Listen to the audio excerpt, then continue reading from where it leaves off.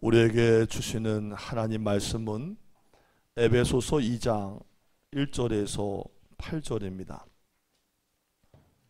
신약 311쪽 에베소서 2장 1절에서 8절 말씀입니다.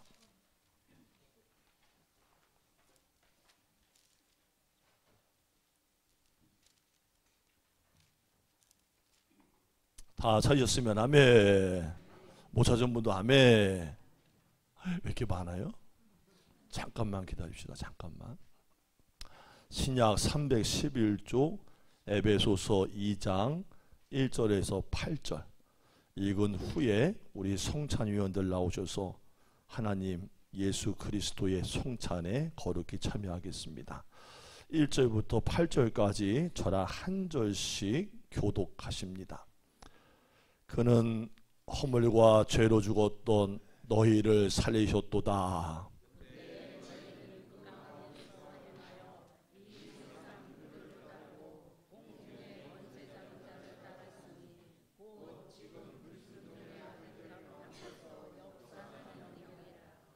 전에는 우리도 다 그 가운데서 우리 육체의 욕심을 따라 지내며 육체와 마음에 원하는 것을 하여 다른 이들과 같이 본질상 진노의 자녀이었더니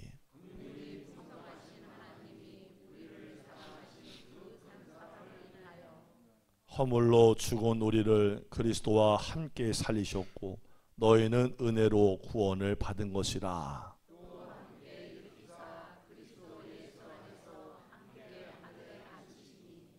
이는 그리스도 예수 안에서 우리에게 자비하심으로써 그 은혜의 지극히 풍성함을 오는 여러 세대에 나타내려 하심이라. 함께 읽습니다.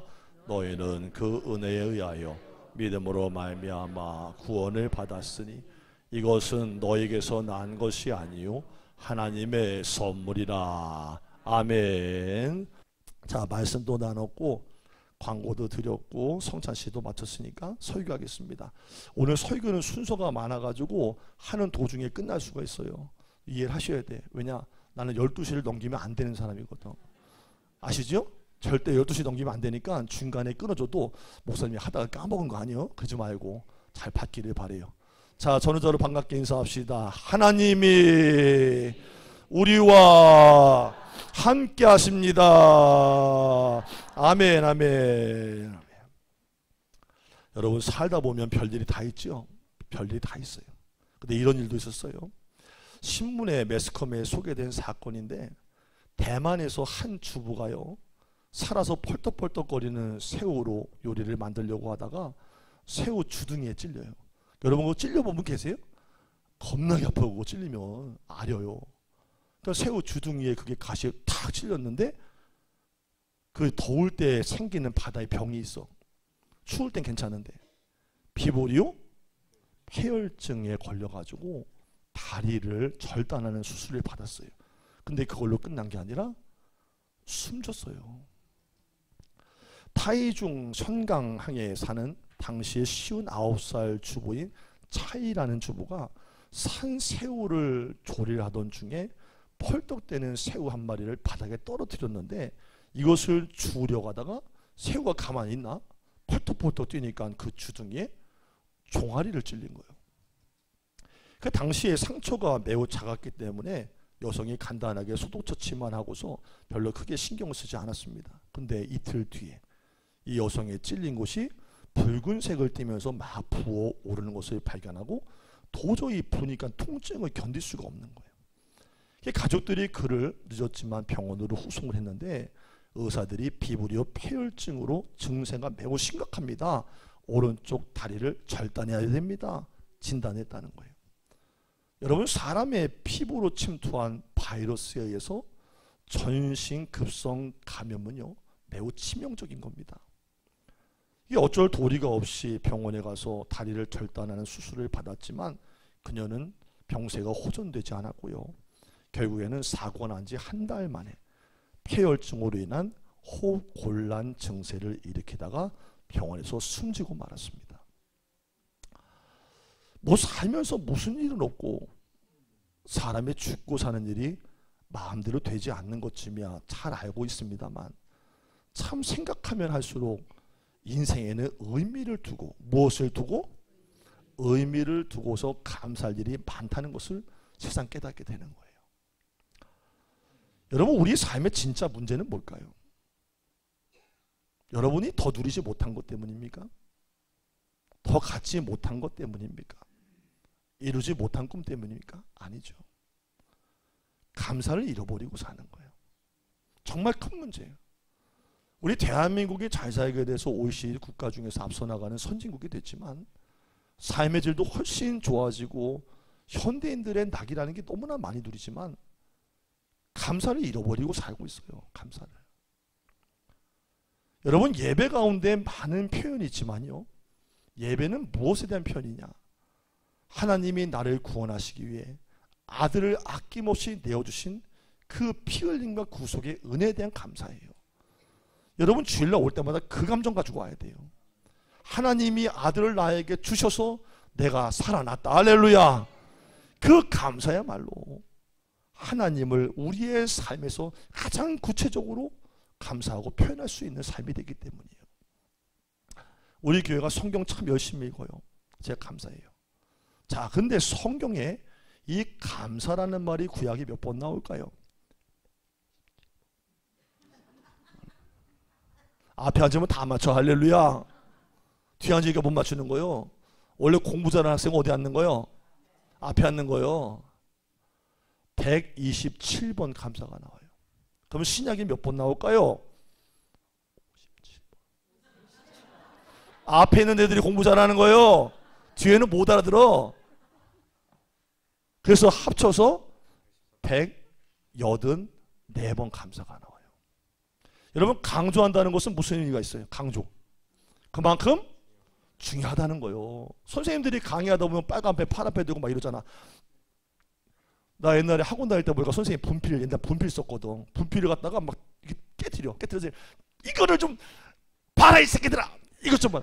그게 뭘 보냐 했더니 이걸 보라는 거예요. 거기다 딱딱 맞추는 거예요. 왜? 중요하다는 거예요.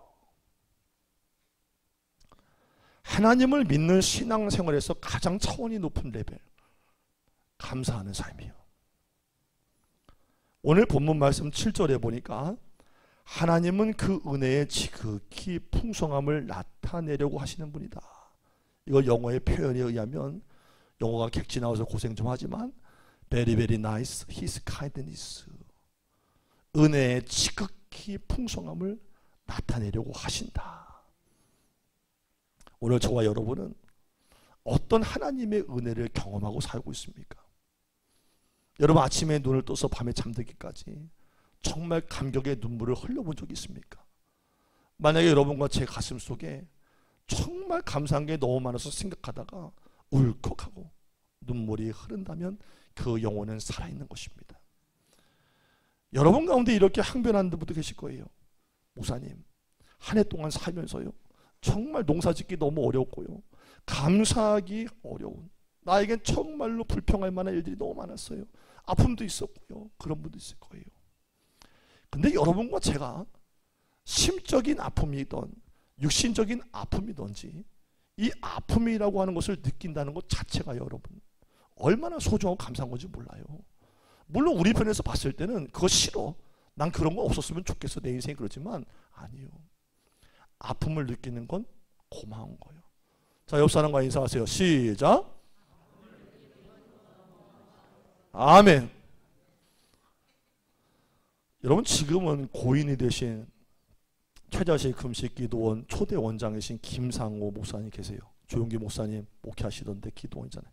제가 그분 때문에 목회 시작한 거예요. 처음에 은혜 받고.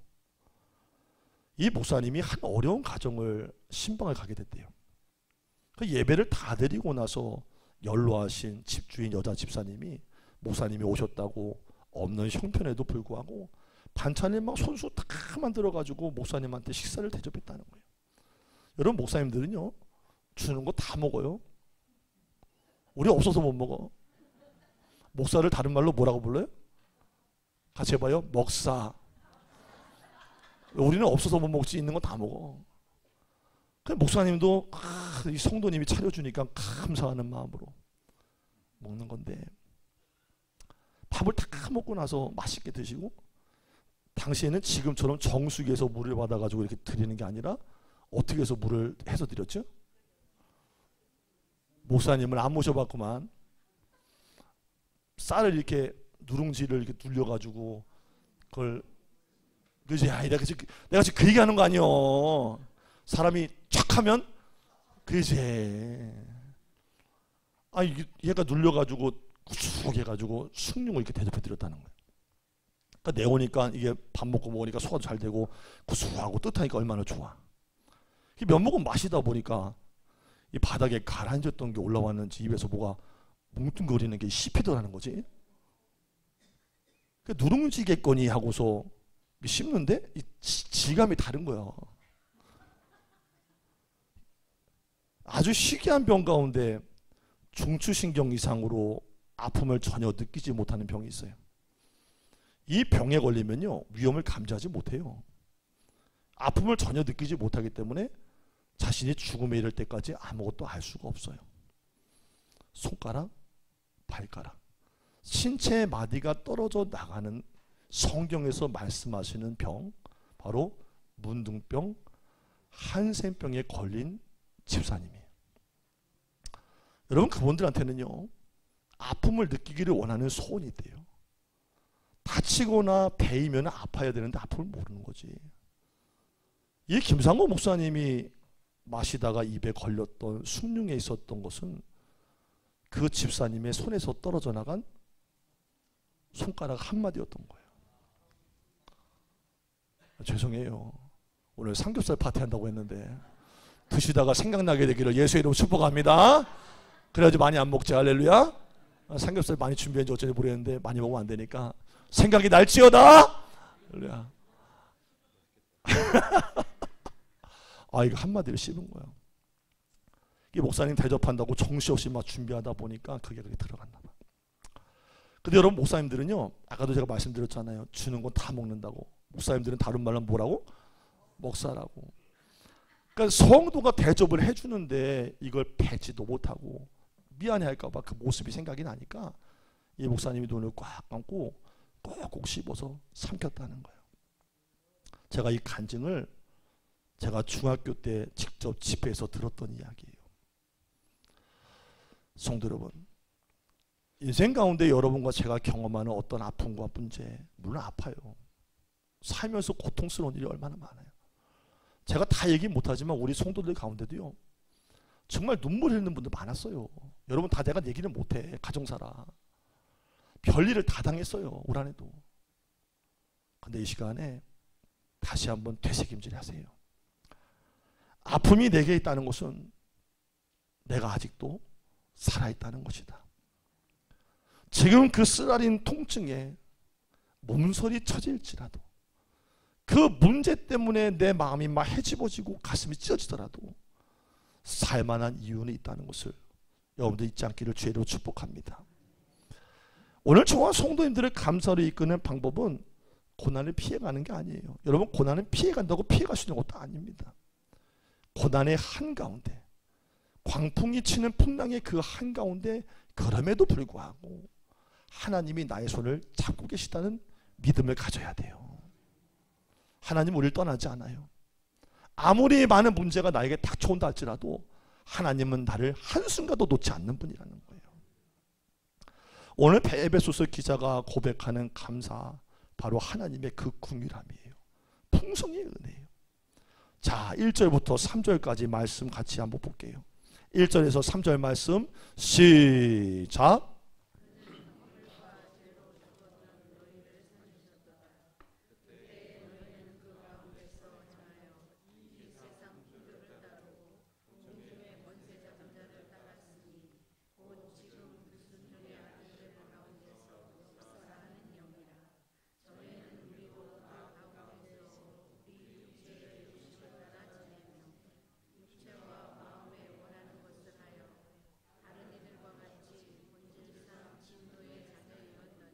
아멘. 그렇습니다.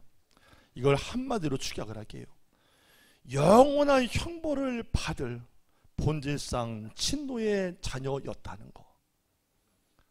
이 땅에 태어나는 모든 인생은 죄인입니다. 아담과 하와 이후로 흐르고 있는 그 죄와 본질상 하나님의 진노를 쏟아부어야 되는 자녀이기 때문에 아들 예수를 우리에게 보내주셔서 그 피를 대신 보시고 우리를 구원하기로 하나님이 작정하셨습니다.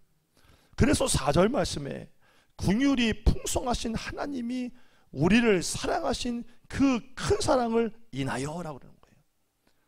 여러분, 우리가 아무리 급하고 어려운 일 만나고 고난을 만나도요, 자식을 내어주진 않아요. 여러분, 세상에 그렇게 사랑하는 것이 아무리 많아도요, 자기가 피 쏟아 낳은 자식을 내주는 부모는 없는 거예요. 근데 오직 이 인류에, 오직 우주에 단 한 분만, 누구만? 하나님만 자기의 아들을 긍휼의 풍성하신 은혜로 우리를 살려내기 위해서 내어주셨다는 거예요. 저는요, 주일날마다 이걸 생각해요. 아니, 아들까지 내어주신 그분의 사랑이 있는데 주일날 내가 어떻게 예배를 안 나가? 내가 그 구속의 찬양을 어떻게 안 드려? 내가 어떻게 표현을 안 해? 이 생각하고 나오는 거예요. 혹시 여러분 가운데 지난 시절을 떠올리면서 이런 원망하는 분 있습니까? 하나님, 제가 이렇게 어려울 때 뭐 하셨습니까? 제가 고통을 당할 때 하나님 뭐 하고 계셨나요? 근데 여러분, 만약에 여러분 생각해 보세요. 그 순간이라도 하나님이 여러분을 붙잡지 않았다면 과연 이 자리에서 예배를 드릴 수 있는 사람이 몇 명이나 있겠습니까?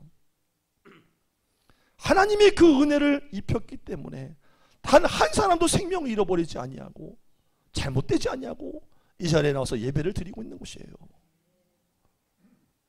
여러분, 유대인의 지혜서라고는 탈무드에 보면 전설이 나와요. 가볍게 한번 들어보세요. 하나님께서 처음에 새를 만드실 때 날개를 달아주지 않았대요. 뭘 안 달아줘요? 날개예요. 그래서 새는요, 하나님께 말해요. 하나님, 뱀은 독이 있고요, 사자는 날카로운 이빨이 있으며 말은 힘있는 발굽이 있어서 적으로부터 자기를 보호할 수 있건만 저는 적으로부터 저를 보호할 수 있는 것이 하나도 없습니다. 하소연한 거예요. 이 새의 하소연을 다 들으신 하나님이 새에게 날개를 달아주셨대요. 근데 얼마 후에 새가 다시 하나님께 찾아와요. 그놈의 새는 말도 많아. 하나님, 날개를 달고 다니니까요, 몸이 예전처럼 자유롭게 움직일 수가 없어요. 무거워요. 불만을 토했다는 거예요. 이게 하나님 말씀하셔요. 야, 이 멍청한 새야, 두 날개를 너에게 달아준 것은 무거운 짐을 지고 다니라는 것이 아니라, 그것이 너의 짐이 아니라 펼쳐서 하늘 높이 날아서 적을 피하라고 준 것이다. 야단치셨다는 거예요. 여러분, 우리가 지금 당장 짊어진 삶의 무거운 짐 때문에 삶 자체를 후회하고 있지 않습니까? 아니면 그 무거운 짐조차도 나에게 하나님이 주신 것이라고 은혜로 고백하며 받아들이고 있습니까? 같이 합시다. 신앙은 받아들이는 것이다. 여러분, 신앙은 사실이 아니에요. 어떤 분들 그래요. 교회 다니면 형통하고요, 잘 되고요, 아무 문제 없고요, 행복합니다. 뻥이요. 옆 사람과 인사합시다. 뻥이요. 뻥이요. 안 그래. 내가 목회해보고 신앙하지만 그렇지 않아. 고난은 여전히 봐도 똑같아. 근데 달라지는 게 하나가 있어. 예수 안 믿는 사람들은 그냥 나오는 대로 말하고 그냥 생긴 대로 보는 대로 하는 거야. 근데 우리는 달라. 문제가 생겨도 고난을 당해도 하나님이 좋은 일을 주시겠지. 나를 연단시키려고 하시는 거겠지. 이게 보는 퍼스펙티브, 관점이 바뀌는 거예요. 여러분, 5절 말씀 보세요. 허물로 죽은 우리를 그리스도와 함께 뭐 하셨대요? 살리셨고. 자, 지금부터 절대 이단에게 넘어가지 않기를 바랍니다. 여러분의 구원은 무엇으로 받은 것입니까? 무엇으로 받은 것입니까? 자, 5절 말씀 시작.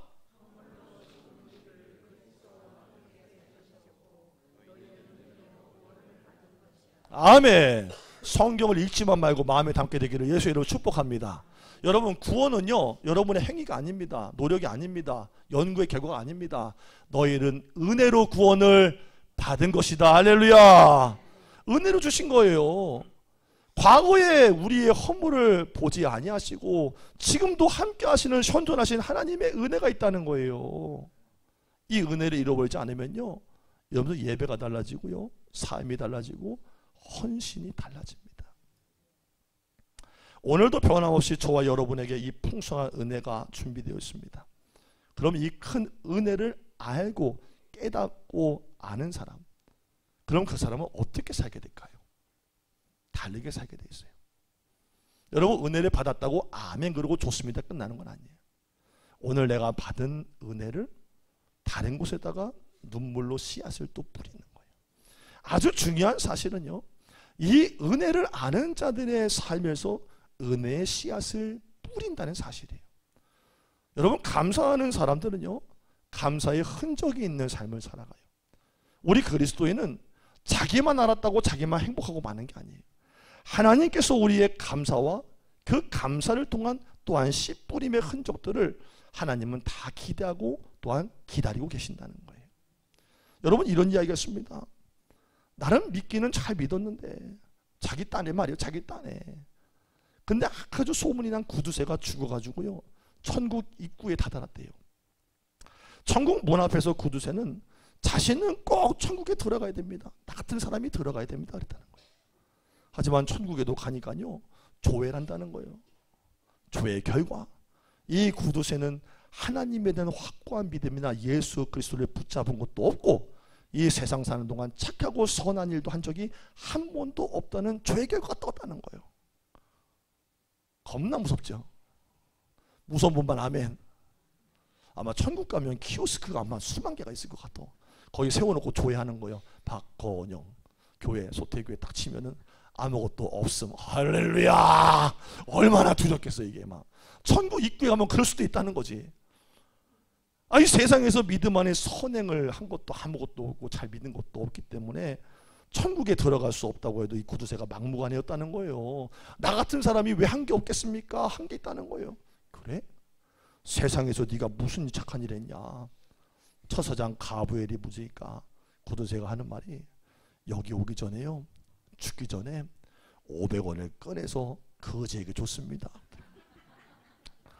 그러니까 처사장 가브리엘이 고민이 되는 거지. 왜 키오스크 쳤더니 아무것도 뜨질 않는데 곧바로 죽기 직전에 주고 왔으니까 잘 정리가 안 됐나 봐, 기록이. 그래서 베드로한테 얘기했다는 거예요. 저거 어떻게 될지 모르겠어요. 저거 곧바로 죽기 직전에 하고 왔다는데요. 그러니까 베드로가 가브리엘에게 이렇게 대답을 했다는 거예요. 그래?